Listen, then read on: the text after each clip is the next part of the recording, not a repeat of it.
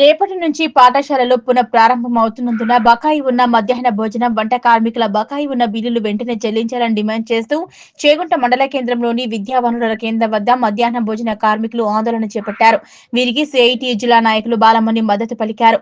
మధ్యాహ్న భోజన, వంట కార్మికుల బిల్లులు త్వరగా చెల్లించాలని వారు మండల విద్యాధికారి నిరంజన్ కోరారు.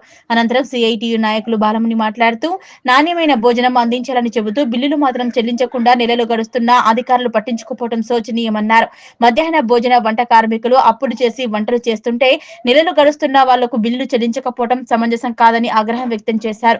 రేపటి నుంచి పాఠశాలలు పునః ప్రారంభమవుతున్నందున బకాయి ఉన్న వంట కార్మికుల బిల్లులు వెంటనే చెల్లించాలని ఆమె ప్రభుత్వాన్ని డిమాండ్ చేశారు. మండలంలో మధ్యాహ్న భోజన కార్మికుల సమస్యలు పరిష్కరించాలని చెప్పి ఎంఈఓ గారి దగ్గర ధర్నా చేయడం అనేది జరుగుతుంది. ఈ మెదక్ జిల్లాలో ఎక్కడైనా మధ్యాహ్నం స్కూల్లో వంట చేసే వాళ్లకు ఎక్కడ కూడా డబ్బులు రాలేదు. ఇప్పుడు స్కూలు మళ్ళా స్టార్ట్ అయింది, స్కూలు బంద్ అయ్యి మళ్ళీ స్టార్ట్ అయింది, కానీ మరి మధ్యాహ్నం స్కూల్లో వంట చేసే వాళ్లకు బిల్లులు ఇవ్వకపోవడము ఈ ప్రభుత్వం సిగ్గుసేటు.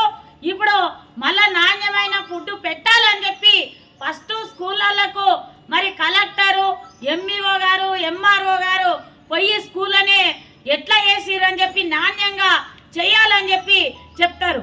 మరి బిల్లులు రాంది వాళ్ళు ఎక్కడికి వెళ్ళి చేస్తారని చెప్పి ఈరోజు మేము ప్రశ్నిస్తున్నాం. ఇదే పెండింగ్ లో ఉన్న బిల్లులు స్కూలు ప్రారంభం అవుతుంది కదా, మేలనే జూన్ ఫస్ట్ వీకుల్ని మరి బిల్లులు వేస్తే ఆ డబ్బులు తీసుకొని పోయి మరి కిరాణం సామాను, కూరగాయలు తెచ్చి వంట చేసి పెట్టేవాళ్ళు. మరి రేపే స్కూలు తీస్తారు, రేపు వంట చేయాలి, మరి పప్పులు లేవు, నూనె లేవు, కూరగాయలకు డబ్బులు లేవు అని చెప్పి ఈరోజు మేము అడిగితే మరి మీరు డబ్బులు తెచ్చుకోవాలి చేయాలని చెప్పి చెప్తారు. ఇప్పటికే మిత్తికి తెచ్చి వంట చేసి పెట్టుడు అవుతుంది.